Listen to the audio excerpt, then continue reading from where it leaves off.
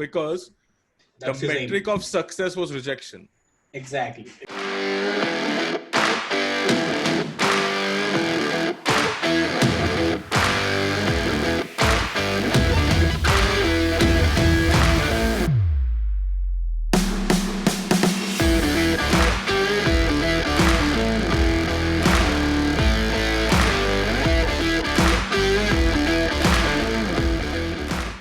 Yeah, चलो start कर रहे हैं. Let's, चलो. Yeah, let's do it. All right. So obviously, Shrikant being in his new office, that is the Jeep, raises a bunch of questions.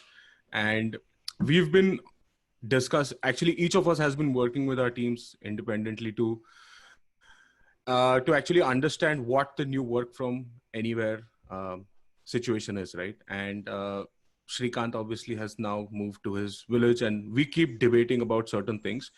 But the one thing that we've realized, like the underlying skill set, or I was going to call it, I think Priyesh recommended we call it skill set when we all agree to that, is like ownership is one area or one skill set that we think is absolutely necessary given today's work from anywhere environment. But the discussion today is more around ownership as a skill set, and what does it really define? What does ownership really define, and what are some fundamental steps that can be taken to improve this skill set?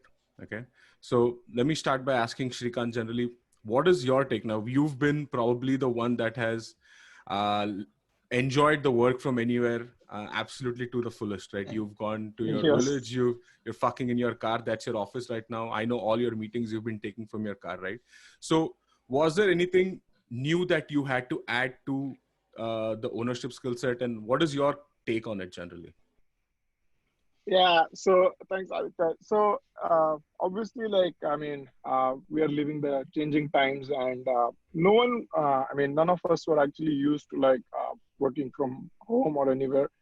We all liked office, and that was probably the biggest change that happened to all of us. And then once we started operating remotely, the one thing that we were all like talking about was only productivity and efficiency. We kept like, okay, uh, and the only measure for the productivity and efficiency was the throughput.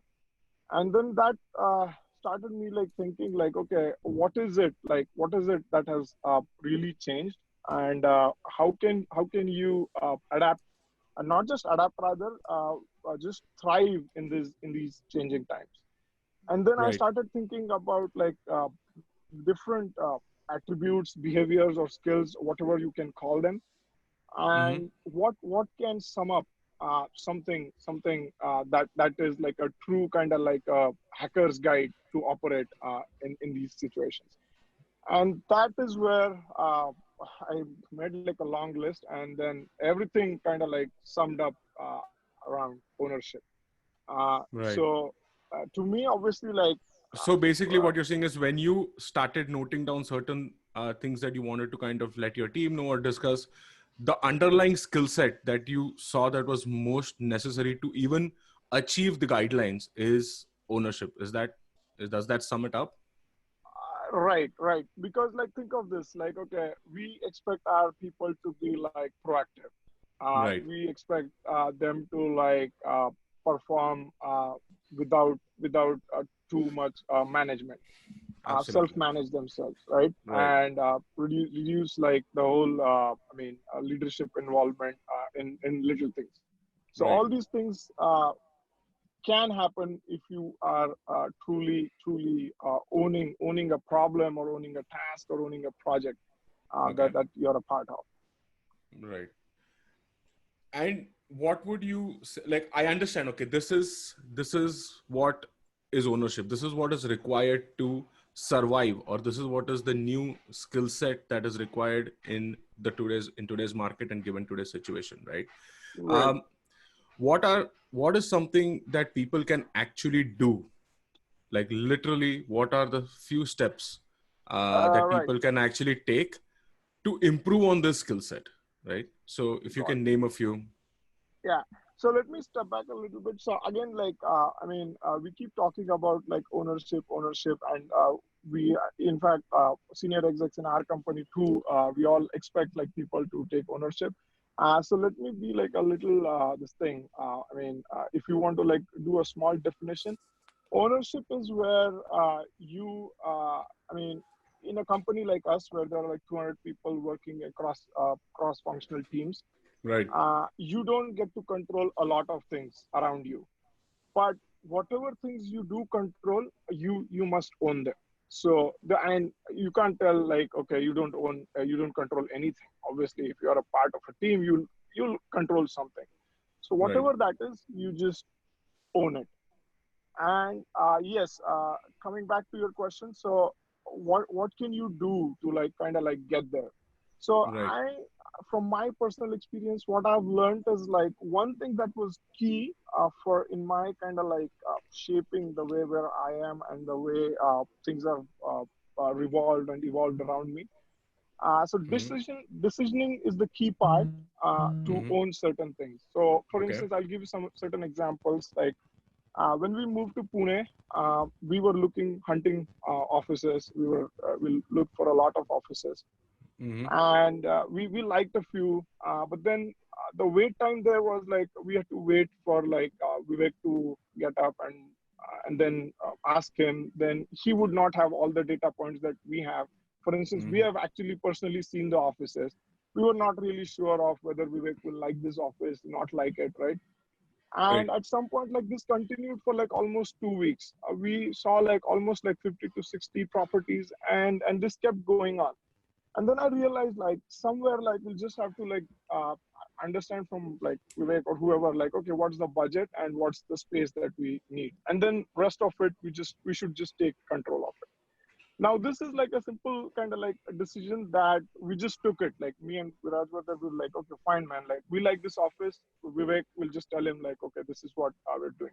Now, Mm-hmm. coming back to like smaller projects, like wherever you are in teams and all, Right. if you are waiting for every single thing, every single decision to be made on the supervisor, for instance, even today, like, okay, this was like an older example. Today, there's some project that we're doing with Vivek.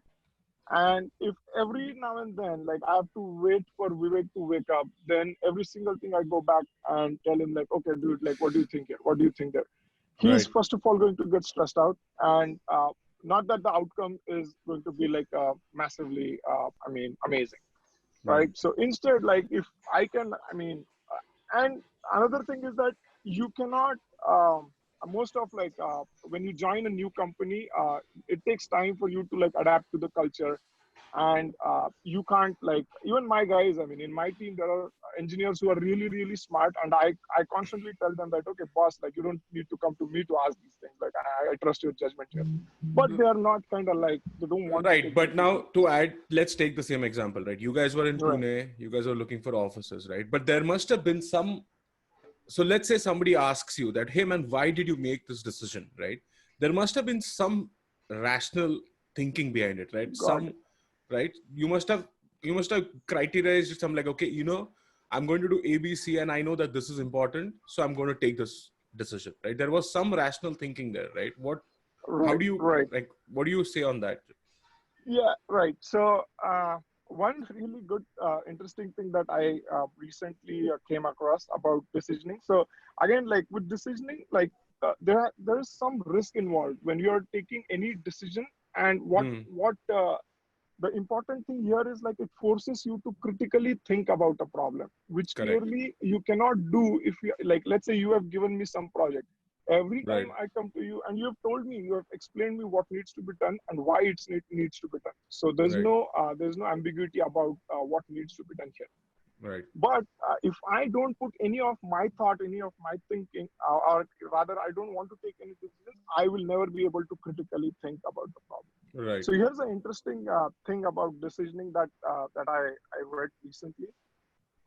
So there was this like study that they did. Like, okay, decisioning is always about like what kind of data you have. Like, for instance, Right. in my example, okay, I had like, okay, there's the budget, there's the number of people, the capacity that is required, Right. and then there can be like multiple vectors. So you have data points, you have vectors, and then you make a decision. So Right. here's an interesting study. So what they did is like they divided the people into two cohorts, like a 50 or 100 people in two cohorts. Mm-hmm. And each group was supposed to choose a car, which car they would purchase. Right. And the car would have like just four vectors, like four kind of like, okay, let's say like the color is green, the engine capacity is this much, the steering is red, and so on. Like just four attributes. Right. So the first group, what they did is like they presented all these vectors and they said like, okay, you get 4 minutes to think about this problem. You have four vectors to think on, and then 4 minutes later, you have to tell me which car you will buy. So I have 4 minutes, and the vectors are the definition of the car. Is it red, blue, green, small, big, whatever, right? Correct. Okay. Right. This was the task for group one. Okay. The second group, the only thing that changed is like after giving them the problem and then showing them the attributes of the cars and all, they said they distracted them for 4 minutes by giving them some puzzles, like small puzzles to solve. Right. So that they would not actively think about this car problem, the choosing the car problem. And then 4 minutes later, they were just asked like, okay, now which car would you buy? Got it. So the only thing that was taken out was the thinking time. Correct. And then they kind of like. But they replaced the thinking time with something else, right? Yeah, they distracted. It was just like a sheer distraction. Right? Got it. Okay. And interesting thing was, obviously, most of you will think that, okay, the puzzle guys were better. But no, the first group did a much better job. They actually took the best car. Most of them chose the right car, right? Got it. Now, the interesting thing is, they changed the dynamics. They did the second study, follow-up study, where they increased the attributes from 4 to 25. Now, when that happened, they repeated the whole thing again. Okay, so now instead of 4 attributes for a car, you have 25 attributes for the car. 25 attributes, yeah. Got so it. All the different things will come into play, like, okay, what are the wheel size and a bunch of other things, right? Got it. Now, when that happened, again, they repeated the same thing. First group, second group, distraction by puzzles, and then saw the results. Right. This time around, the second group did a much better job. Now, the reason to that is like very interesting. So your unconscious mind, the neural bandwidth of your unconscious mind is extremely powerful. It's very high, the data processing information.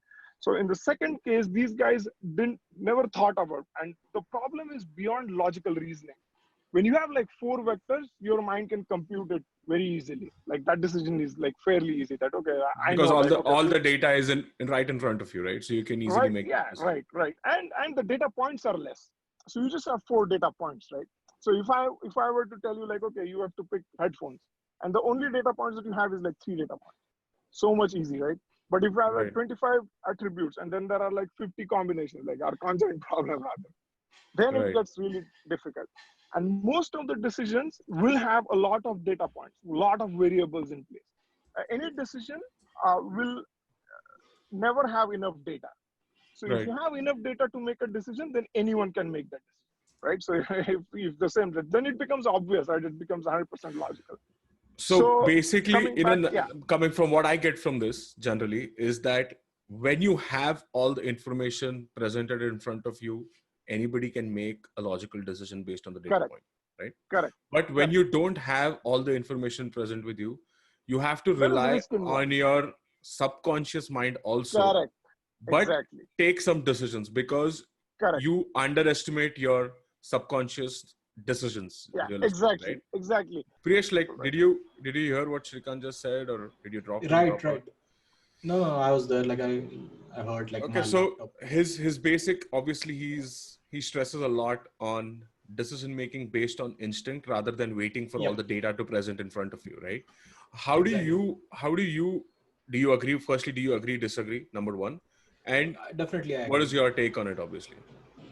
Yeah. So obviously, I agree to it. Like you're never going to have all the data points. You're never going to have like values to all variables, and variables just by their nature, they will keep changing. So there's no point in like overthinking it. Just go with your gut, go with your instincts, and if you don't succeed, it's not the end of the world, right? You Right. You can can course always. correct. Exactly, exactly. So yeah, so that's kind of like my like If I always you, keep. I'm gonna, if you don't succeed, it's not the end of the world, right? Whole new Right. level of conversation now. Um, Yep. well, I know personally, I know a lot of people that I work with, I coach generally, like, it's not, it's not an easy skill set to acquire. Right.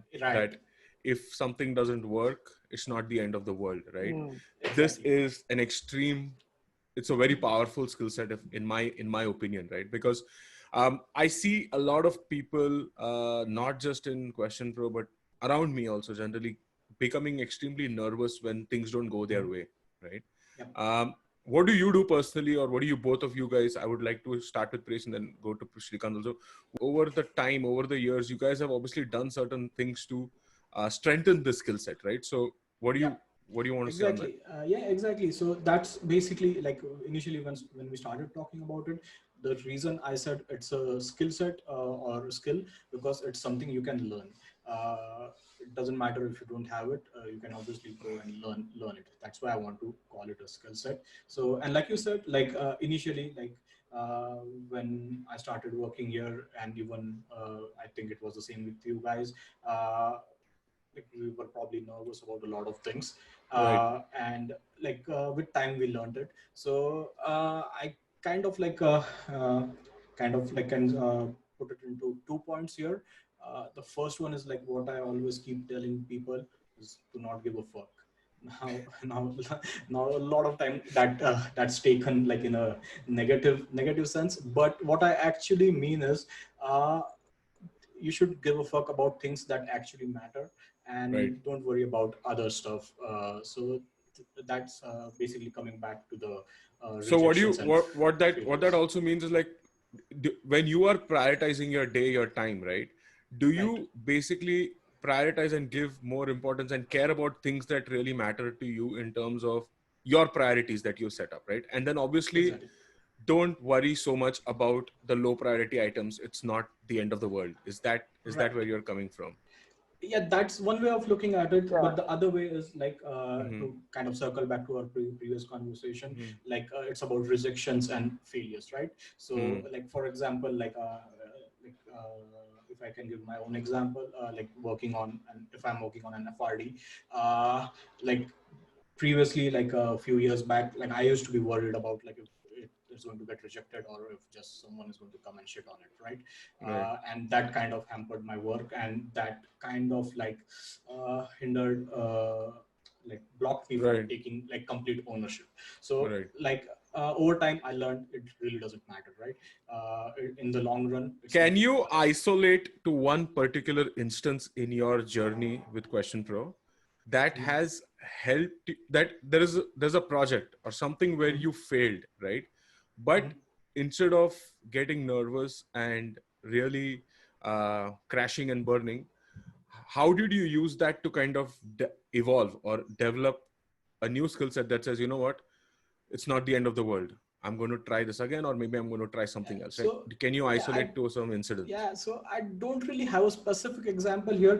The field that I'm working in, it's like product, right? Like we come up with designs and UI UX FRDs. So these things are always subjective. It's not a perfect science, and Mm-hmm. there are always people who agree with it, who don't agree with it, and there are Right. always going to be people who just shit on it, right? Right. So I can give you a recent example. Like me and Anup and Ger, we are working on like this review mode thing.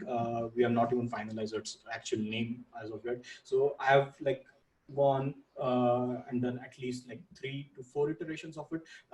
Even Shrikant knows about it. Like the first Yeah. Yeah. iteration was like just a compact view. Then we changed it to like a review mode. Then like Shrikant and Anish came in and they raised some technical concerns. And then we made Right. another iteration.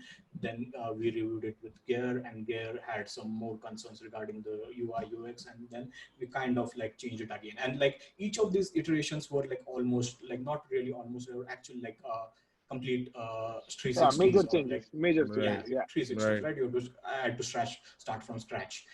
But what happened over the process is like the design actually got better. It improved. Right. Like so, like that's what I like learned in the long run is like rejections are actually good. You don't need to worry about them, but actually look for rejections and criticisms. So that's what I feel. So there's a Actually look for rejections and criticism. Man, this is even exactly. deeper. This is deeper than Right. the I don't give a fuck kind of thing. Now, Yeah. how do I mean, you how do you actually do that? Like Shrikant, like how do you actively look for rejection? How do you actively look for such attributes? Or someone takes initiative and like makes a mistake, dude. Like I want that. Like everyone wants that. Yeah, right. yeah, So that's definitely. the way I look at it. So Yeah. I have one thing, Priyesh, for you. Like typically when I work or when I try to do some project or something, right? I actively send my work to somebody who I think is critical of it, right? I might send it to you. I might send it to Shrikant. I might send it to Vijay. I might send it to my wife. I might send it to Karthik, the biggest fucking critic of my life, right? Yeah. So do you?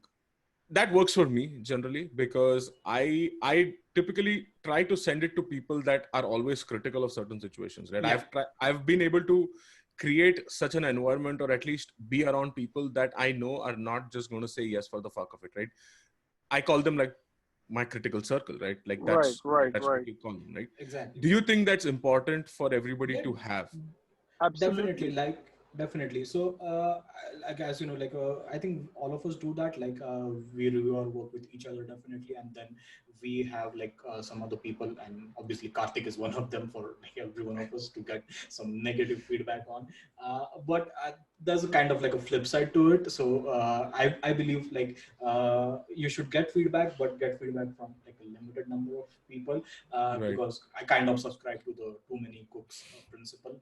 Yeah. No, So it's not. yeah, It's not a democracy, right? it's What's the secret formula? 1, 2, 3, 4. How many people? 1, 2, 3, 4. What do you think is right? it's there's no secret formula. What It's works for just like you? What works? I would just keep I it to three because like then there's no like 50 50. and Some So counterbalance. exactly. And yeah. one thing that I do is like I do it in a staggered manner. I don't like show it to everyone in one go. So I get feedback one at a time. I'll get feedback from you, then I'll like Right. decide what feedback which part of your feedback to actually like implement and which to throw out. Then I probably show it to Karthik, then Anup, then Vivek. I do it in a staggered way so that I'm not overwhelmed with a lot of data points. Like In corporate, obviously, like larger companies, there are a lot of people hiding in dens who don't want to like I mean do anything Surface out. rather. Right. Yeah, surface up or like no learning, nothing like, and they can hide along and they can keep going. But I mean, it's like I mean detrimental to their own kind of like growth as well.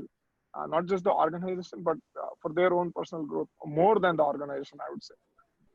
yeah. So Nice. I, Nice. I would like to add one thing for it. Like so like we discussed, like look for criticisms and rejections, right? So what I used to think previously, like when you get more criticism, more rejections, it's just Right. feedback and it helps you improve. That's obviously right. But there's one more thing that I learned pretty recently. Like I was learning, I was reading about it.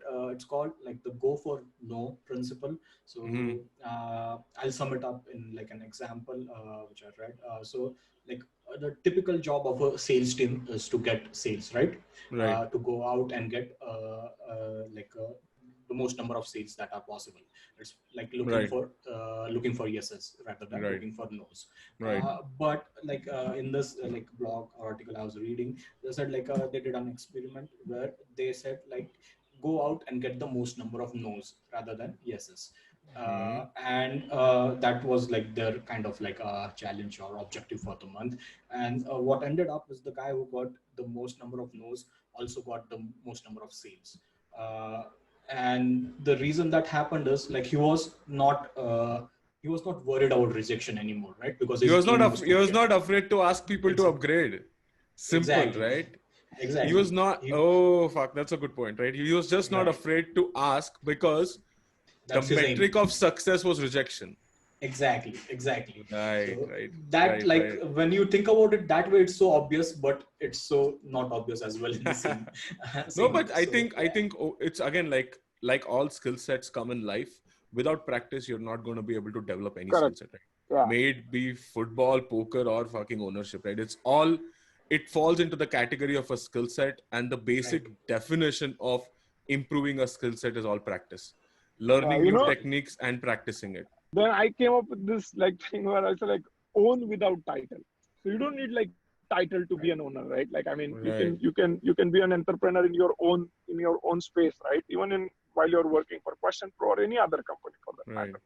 right, So that and ownership is something is like it is one step below leadership. Like leadership for leadership, ownership is mandatory. Once you start, like even if you start your true, business or anything, like right, freelancers, for instance, right? When right, you are a freelancer, you are like a true owner. There is no right, one to hide. I mean, there's no place to hide. You're a one person company, right? So that's why I thought that okay, talking about leadership, a lot of people won't be able to relate. All right, I mean, like I can't lead like a people or a team of right, two. Like I have never been able to do it. But ownership, Yeah. I think most people can do it by right, practicing. Coming back to right. your point, right? Like so, even there's like a learning curve, and how do you get better at it? Like there are so many things that we can talk about, but you can definitely learn from people around you who are like better at that, and practicing like decisions and some of the other stuff that we just talked, right? Okay, guys. So to summarize it from what I've at least got from both the input that you and Prayesh have given me, I'm going to summarize it to three important points that we should take away from this conversation that can improve your ownership skill set. Okay. Number one is rapid decisions. That is, don't wait for all the data to present itself. Take the decision. Your subconscious mind is going to help you more than you think it is. Okay. Second is the IDGAF that we call I don't give a fuck attitude. What we mean by that is care about things that matter, prioritize your work, make sure that what you have on high priority, you get it done, and don't stress about things that are lower on priority, and don't get yourself entangled in the low priority items, right? Number three is actively seek for criticism and actively seek for rejection, right? What that means is go and ask people around you, or build an ecosystem around you of critical people that can help you give positive or give any kind of criticism, right? And when you get that criticism, how you can build on top of it to improve your skill set. Okay. Right. Be So this transparent with that group. I mean, like just be transparent fantastic, with whatever. fantastic. And another thing that Shrikant said, and that's where I'm going to end this conversation, is you are all freelancers now. You are not employees anymore, right? Give that a thought and let that settle in. Thank you, guys.